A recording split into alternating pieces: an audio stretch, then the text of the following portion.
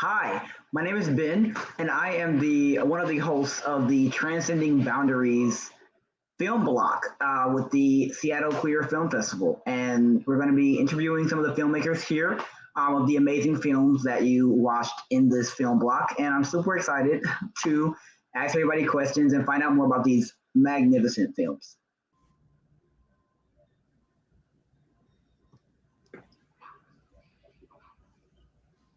Hi, hello. How are you? Good. Perfect. Okay, I know you have these films on your names, but I still would love to just hear it from your mouths about what your name is, pronouns, and then the films that you have submitted to this festival. I guess we can start with Nyala. Is that how you say your name? Hi, Ben. My name is Nyla Moon, and my pronouns are she and her, and my short film is One Last Deal. And thank you for having me. So welcome. Anyone going to go next, or we'll just go down the line of, I'm not really sure what looks on everyone's screens. Maybe Milo? Sure. I'm Milo Clairmont. My pronouns are he, him, and my short film is entitled Blackout. Cool. Maybe we could go with Jess next.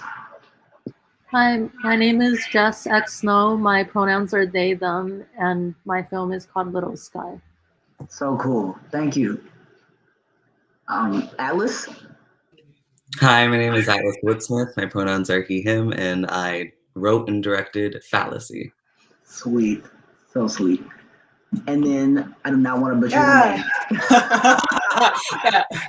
My name is Cailleah Scott Grimes, and my pronouns are she, her, and I'm the director of Between Us. I'm so happy to be here. Thank you. So cool. It's amazing to have all of you here and to be able to ask you guys questions. I wasn't really sure how many people were going to come, but now I have an idea of how I'm going to do this. I really think I'm going to be like asking really broad questions that everybody can answer, so we like get all like the points of views. And so I guess the first thing would be maybe like start off like kind of not small, but we can like start off a little casual. What was like the first time you really felt yourself represented? Since this is a queer film festival and you all have created amazing representation with your films, I really would love to know what was the first time you, as a creative person or a kid or whatever, felt represented. I guess I have an answer for this because I've thought about this a lot. In the TV show Shameless, Elliot Fletcher's character is a trans man who's in a relationship with another man, and that's the first time I ever really saw like boy love between like a trans person, and I loved that. But my film was kind of expanding upon that and like what it looks like or can look like to be two trans men in a relationship.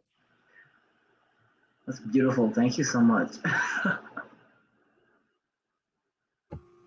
And I guess for myself, my first time where I felt like represented, I guess was actually going off to school for art, and like I met so many other trans folks that were creating art, and just seeing the variety of work that they were doing and variety of bodies that were represented in their work.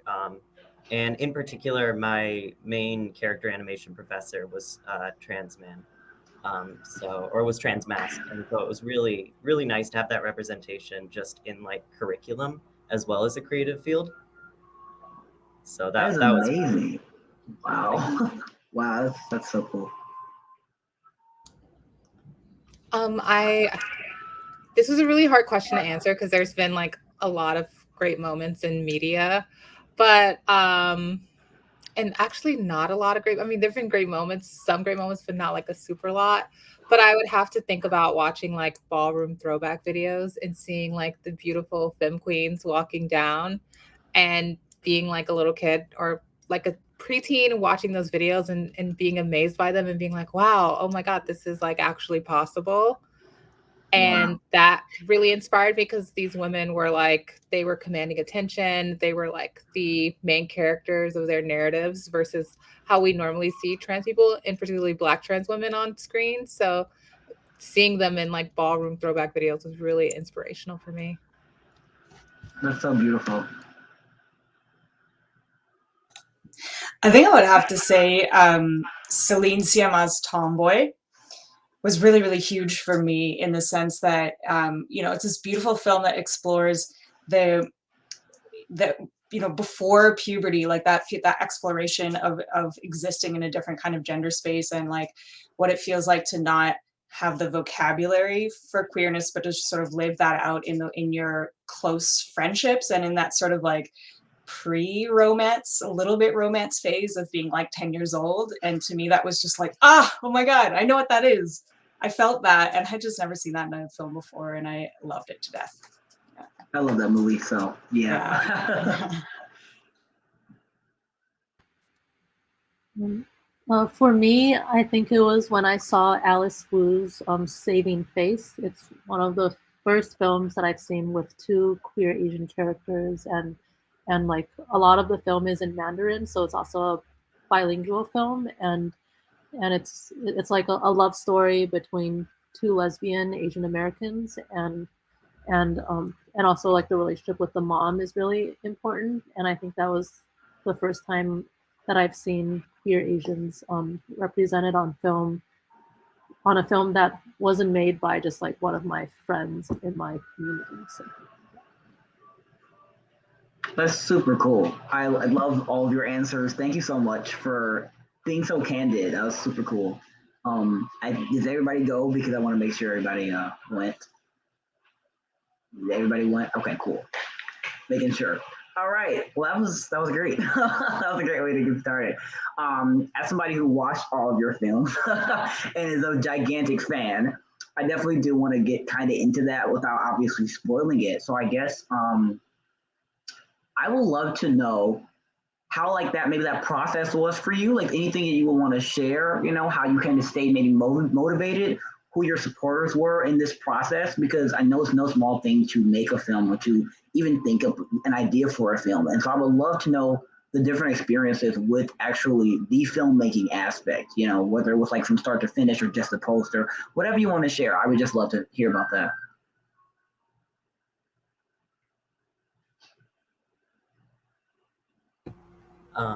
I don't know who all wants to go first. I can go if that's good. But I guess when I was making my film, it was my final senior film in my animation course or curriculum. So it was a really big thing, and then on top of that, it was a really deeply personal film. And it was dealing with a lot of issues I was having with myself and sort of my identity and my place in the world at the time. So it was super difficult to stay focused while also staying focused on school and mental health. And I think that a really big thing that I'm super lucky in that I have many, you know, loved ones around me that could support me during that time and just make me feel seen. Especially my mom has been really important for that. And even though it's a film that was more dark in tone and was dealing with a lot of the mental health struggles I was having and the struggles with self-worth and other things, it was a super positive experience, just very cathartic, because I had so many people who were watching it and just telling me like, you're doing good. Like just the fact that you're moving forward is so, you know, should be celebrated. And I think without that, it would have been a lot more difficult. But it was definitely a lot of late nights and just sort of powering through, you know, any situation that arose. Cool. Thank you so much. So mine was also my senior film, my senior project for So cool. college. And it was basically just inspired by my entire existence since I came out as like a transmasculine person, specifically existing around cis gay men, and the kind of like conflict where even though like trans allies say horrible, weird things, and you're just sitting there like, Okay. And it was also inspired by some experiences I had with two transmasculine people where I didn't know that they were transmasculine, and so I thought they were like above me, or like I would never be able to like achieve that or whatever. And realizing that that like boundary that I had like imagined was not there. And yeah, I wanted to write something that was very personal because I didn't want to. I wanted to be able to confidently write the script and not be like, "Does this make sense? Is this true?" And it was like, it does make sense and it is true because it's literally my life. So that was kind of my inspiration and thought process behind writing the script and directing it. That's amazing. Thank you for sharing that.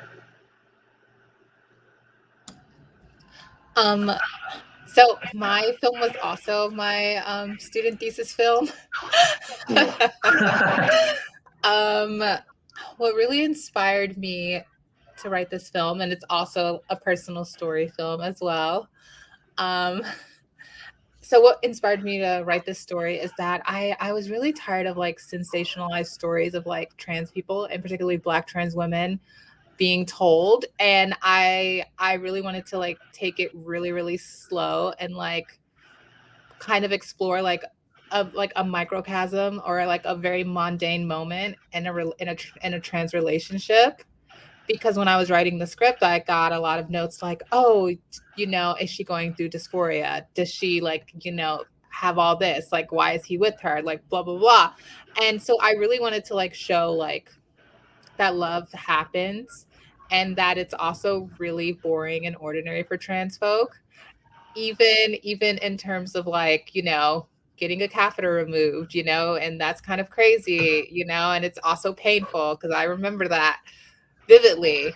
But I really wanted to like just take it really slow and explore these two people who probably are not meant for each other in the long run, but explore that kind of relationship, which we don't really see. You know, it's always like struggle love or like gender dysphoria or I'm a hooker, crackhead, blah, blah, blah. It's never like really like slow, like simple mundane moments. So that really inspired me.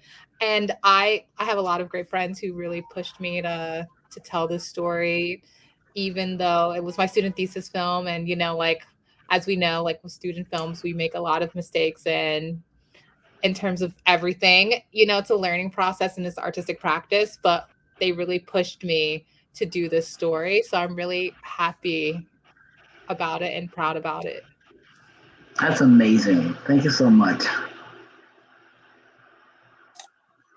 So between us is also my thesis film. But although I didn't go to film school for undergrad, so it was in my master's. So the film is set in rural Japan, which used to be my home. That's where I moved after undergrad for a couple of years. And during that time, I kind of found like a family away from home, I guess, among queer and trans friends in this small town. And it just completely transformed my feelings about queerness and my perception, and it was so like such a beautiful complex relationship that we had, and trying to like navigate what it meant to be out, what it meant to be queer in the context of like this small town, and how it's different being a foreigner there versus being a local there who's lived there their whole life. So initially I wanted to go back and make a documentary with these close friends of mine, but then we decided it was better to keep their identities private, and I was like, okay, why don't we just expand the network of queer and trans folks that we bring together, and we do fiction film that then a story is completely like reinvented. We work on it together, and so then the actors were just like, it was their first time acting in a film, so they were not actors before that point, but just so incredibly like instrumental in bringing the story together. And it also is kind of like this snapshot of daily life. Like I wanted it to have that sort of like ordinary, really ordinary feeling. And it is interesting though, like I remember getting feedback early in the script, and somebody was like, well, you can't tackle both like gender and cultural difference in a short film. There's no time. And I was like, I don't think that's true. Anyway, so people give all kinds of like wild feedback, and yeah, at the end of the day, it's like, you know what you want to make, and you know that it makes sense, and other people will, yeah. hopefully get on board with that, I guess. Yeah. But yeah, just an incredible process of making the film, and I'm so grateful that it could even be made at all. It's like a miracle to me. I look back and I'm like, how did that even happen? Yeah. That's so cool. Thank you so much. So Little Sky was my second year film at the grad film program at NYU, and it was a lot of it was inspired by my own experience of healing and confronting my father about domestic violence, but also it kind of merges like that story with my friend Wo Chan's story, who's a drag queen, and this is their first time being in a narrative short, and we've been friends for a really long time, and I've wanted to find a way where we could come together and bring both of our experiences as non-binary Asian Americans onto the big screen through this film, and we work together to create a film that has a lot of original songs, and a lot of our queer Asian community in New York came together. So it really is a community-based labor of love, and the film is about a non-binary Asian American pop star who returns to their hometown to confront their estranged father, and it's about how we find the chosen family that uplifts us and supports us when our blood family fails.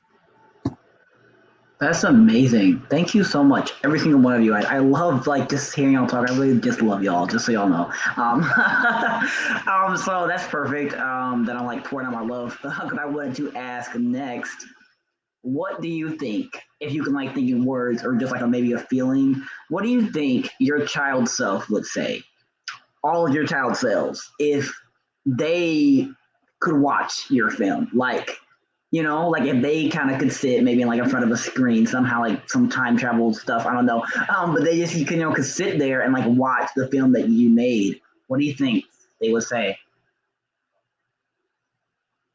I think my child self would be very confused because I didn't realize I was trans till I was like a teenager. But I heard from other people that like they texted me and told me that my film was what they needed when they were young.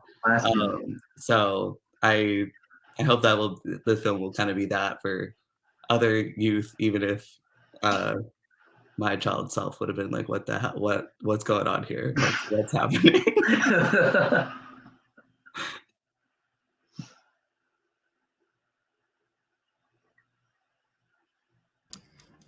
I hope my child self would enjoy it. I was such a huge fan of like romantic comedies and romance films, and I think I started having an image of who I really was, because I would always like see myself as like the girl who love interest in romantic films. So I hope my child self would love this film and hopefully see themselves and know that it's not like seeing them like having to stretch to see themselves, you know, that it's just there. Beautiful. That's amazing. Honestly, I think child self would be very confused, I think, because I feel like this film is for older audiences. Like it got rated a 14 over kind of rating. So I think that my teenage self and my young adult self would have really appreciated it, and like it would have given me a language to maybe like talk about healing that I didn't have back then. But I think my child self would have been because like it does depict domestic violence but not on screen, but the feeling of it, and I think my child self would have like just felt like that experience was normalized. So like I'm but also my child self would have never seen anything like that on screen before, so I'm not sure if how I would react, but I do think it is a story for like older people when they look back on their lives to give a language of healing. So yeah. That's amazing. Thank you. Excuse me.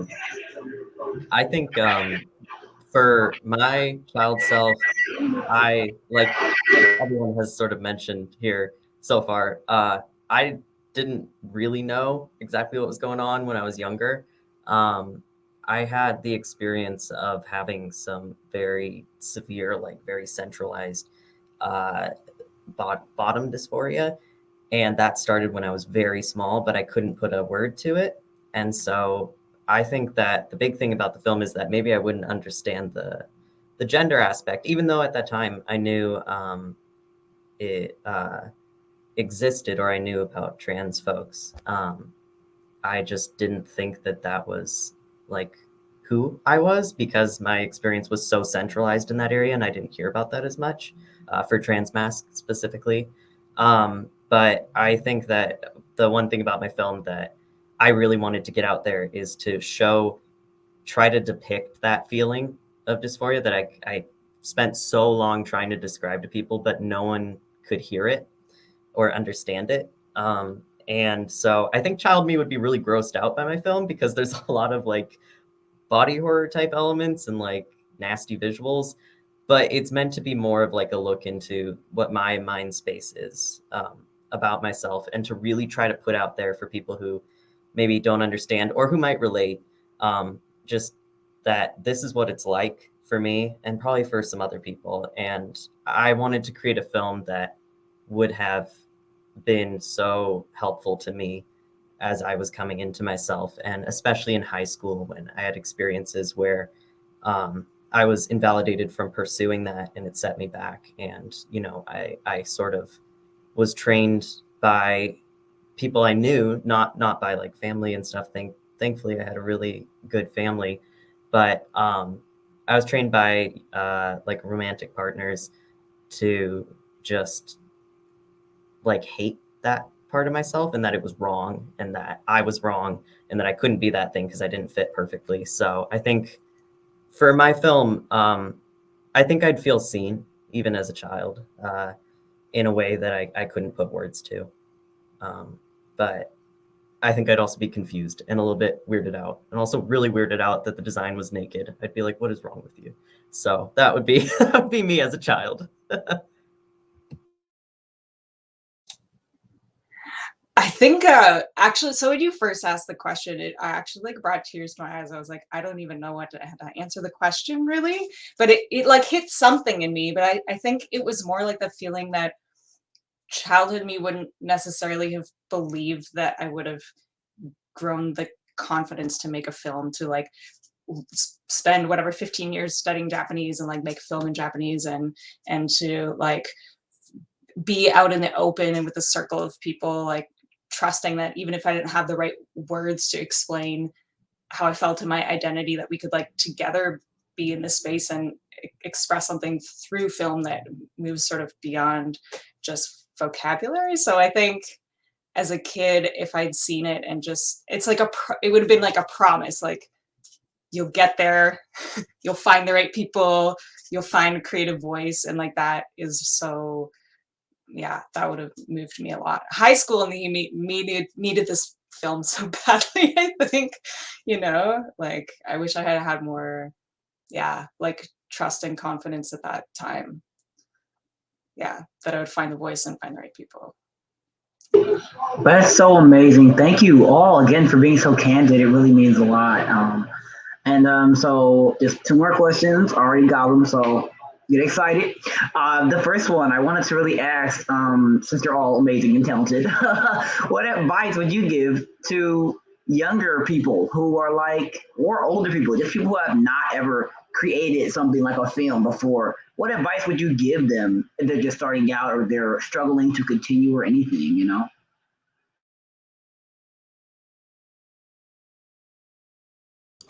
Ooh, I'm in a fellowship in New York, so I can't completely claim ownership of this advice, even though I kind of want to. So I'll claim half ownership of it because I use it a lot. And I think a lot of times, because in our community there's such scarcity as creators, that we're in a rush to make like a perfect product to disseminate into the world to to help them accept us, you know? There's not a lot of time for just us to make films or even art that just like sits there and, you know, is appreciated for that. And I would tell younger creatives and filmmakers to just remember that this is an artistic practice and that you have to continue making stuff and continue improving your craft, because a lot of times, you know, like you're going to definitely hate it, and that's okay, but there's still merit there. And remember that we're all practicing, you know, to develop ourselves as artists.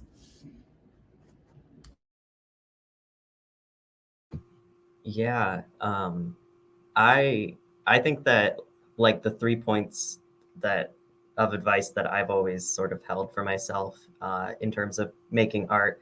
Um, for one, I would say find a community of people who will support you during the process, because it's such a harmful, like, I don't know, it's so normalized to be like, you need to pull yourself up by the bootstraps, like with everything in life. And even just getting out of bed in the morning can be hard when you're like feeling stressed and depressed and other things. And so then making a film on top of it, you know, you have day-to-day life where there's going to be issues that arise. So just to find people who will push you forward, but, you know, have your back if you need to just sort of rest and recuperate. And I think just really take care of your mental health well-being. I mean, as someone who has mental uh, illness and ADD and, you know, all of that stuff. It's just really important to find things that work with you, because it's not going to be, you know, everyone's different. So to find things that help you specifically, and don't just believe people at a face value when they're like, this is the only way.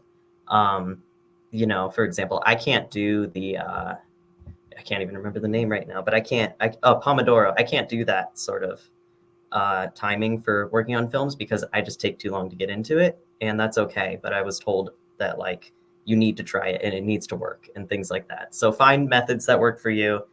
And also the last little thing that I think is important is to like focus on something that makes you passionate uh, instead of focusing on something that you think is going to appeal to the majority. Because I think that if you don't put that passion into it, even if it is a concept that is going to appeal to the majority, it won't have the kick to it that it needs to go out there, and you won't have that motivation to keep you going.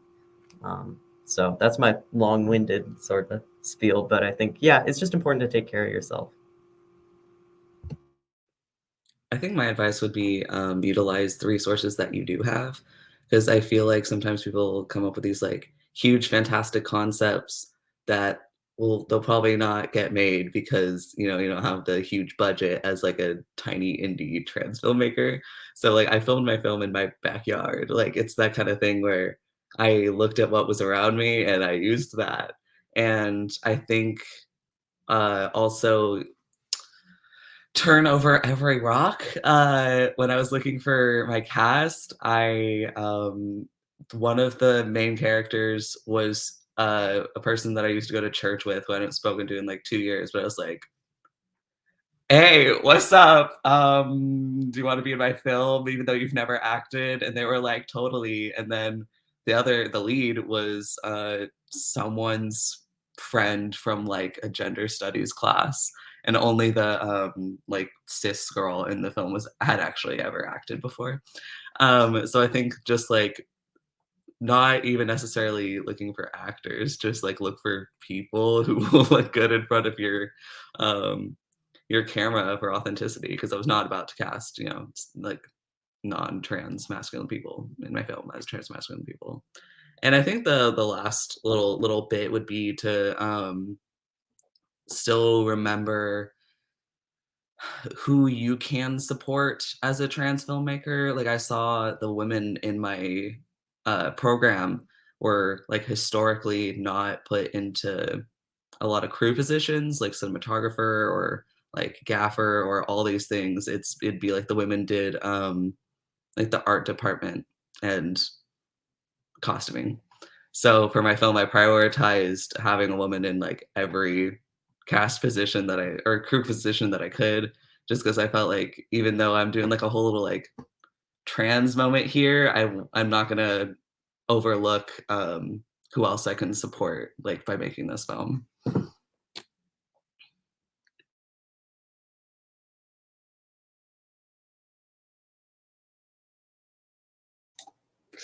I guess one piece of advice that would have helped me earlier on is like, because I didn't go to film school, and so it was so trial by fire. But I felt that because I didn't have money, I shouldn't really like ask other people for help, and I felt like I was like bothering them. And I think when you're both trying to like be the producer, production manager, writer, director, and all the things, the burnout is so massive. And I think it was amazing to me finally, reaching out to other people to see even small bits that they could help with, how like excited people were to be a part of the film. And especially a lot of friends who have nothing to do with film, as friends like, I work in insurance. Oh my God, please give me a job on this film. Like, just because it takes them out of their daily life. And so I think like, yeah. And then because I know you can always pay it forward for like helping other people as well. So yeah, remembering to ask for help.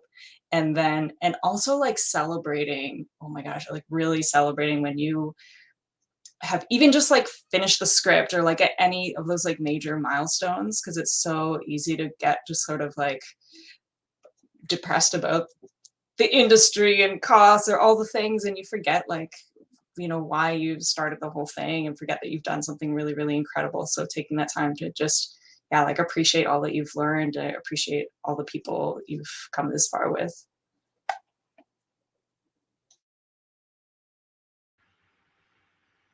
I think a piece of advice that I would give, the question was like, what advice would you give to younger filmmakers, right? Yeah, so I think like there's so much pressure from the film industry to like for queer trans non-binary folks of color, I guess, to accurately represent ourselves, and so much pressure for a certain kind of story to be told, especially like coming out stories or stories that center on trauma. And I think I would have just told my younger self or younger filmmakers to not think about what the industry or what you have pressure from the outside world to tell, and to really like zone in yourself and ask your heart like what is most true to you, because I found that it is not the validation from the industry that is going to make a career sustainable or drive me to make films for the rest of my life. It really is the space and the portal that is open between moments of care shared between queer friendships, queer relationships, or just like the community that I found, and the portals that they open, and the care that is found in those spaces, that's going to give me enough strength and vitality to make films for the rest of my life. So I think it's important to allow yourself to live life, experience all the joys and heartbreaks, and give yourself space to like be really present to the life in front of you, because that's where cinema begins. And I wish I had that advice when I was younger, because I think it's really easy to get distracted and to pay too much attention to what you think the world is asking, as opposed to like listen to yourself and your friends. So yeah. That was so beautiful. I honestly have tears in my eyes. That was truly amazing. That's amazing. And so we're almost wrapping up now, but I definitely wanted to ask if any of you have any new projects you're working on. Because I know I want to follow you for the rest of your film careers, and I know other people do too. So tell us all about that.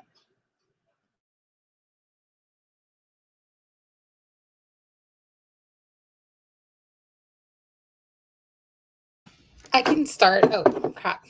I actually just got done filming my second short post graduation, and we wrapped yesterday actually. And thank you. It was so crazy. It was a blur. Like I was like in an existential plane the whole time. So it's called How Not to Date While Being Trans, and it is a dark romantic comedy, which seems to be my genre. about a misadventures of a Black trans woman trying to find love in New York City. Thank you.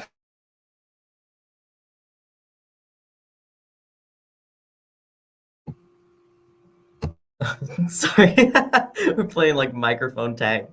I guess for myself, I've been just trying to get started on a lot of like just smaller animation projects. I want to currently I'm trying to create work around and build the story of a comic that I've had in mind for a while that has to do with existentialist themes, and it's sci-fi and features a trans mask main character, and it's sort of like about AI that self-perpetuates,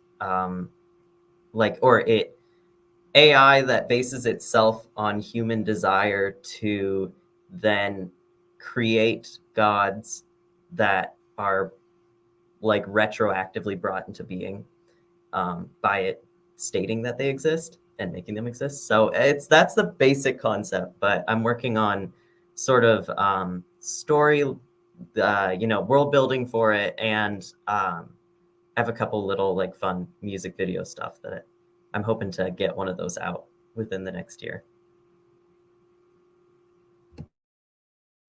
Yeah, I don't have like a solid plan for what's next for me yet. I kind of want to explore experimental film again, just because I learned about that in college and I thought I wouldn't like it, but I ended up loving it.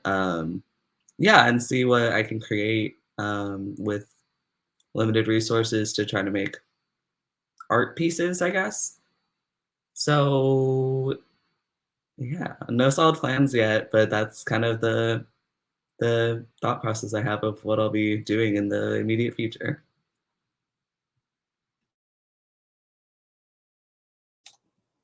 I'm also working on some music videos there's a Japanese folk group in Toronto, and they've brought me in to do these kind of surrealist, like forest fantasy music videos for them, which is just like, I couldn't wish for any better. So that's what's next week.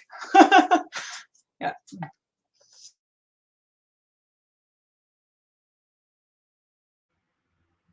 Hi. So I'm at a place where, I mean, previously I was at a place where I felt like I didn't know if I could keep making films for the rest of my life. But then I kind of had a revelation recently where I realized that it's possible, and I think that is inspired by what I shared earlier about in the space between friendships, there is a portal that we can time travel into futures that this world has not yet created for us, and in those portals, I feel like are all the films that I want to make, and I'm working on a short that I'm going to be making next year, which is about a queer couple and the mental health impact that the anti-Asian violence has had on them, and it takes place in New York Chinatown, which is a community that I've been a part of for a while, and we've been like organizing a lot of mural projects and creating healing spaces for the community here. And then I'm working on a feature which is a love story about a non-binary Chinese American and an indigenous Chinese person when they return back to China for the first time in 10 years. And it's a love story that takes place in my parents' hometown. And I hope to be I'm working on these for the next few years. And I'm kind of going to go into going to disappear for a while and just work on writing scripts. And it's been taking me a long time to give myself permission to like disappear, to allow myself to just write. So yeah, thank you.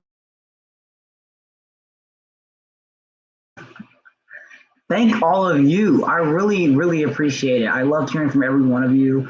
It's such a blessing to be able to meet all the amazing people behind the beautiful films that I've been watching since I don't even know when we started looking for these. So it's just truly been a blessing. So I hope you're all having an amazing day and will continue to. So excited for whatever you do next in the future. I'm definitely going to stalk all of your Instagram pages. So be ready. And I thank you. I just really want to say thank you from the bottom of my heart and from $3 Bill Cinema and everyone else. Just thank you. We really appreciate you. And we're honored that you are a creator and that you exist at all. So thank you again. Thank you so much. Thank you too. It's been so amazing to meet all of you. I loved it. Yeah. Yeah, thank you. Nice to meet Thanks for having everyone. us. Yeah. Super nice to meet everyone and hear all your stories and everything. Yeah. So So thank looking you forward for- to the films. Yeah. Yeah.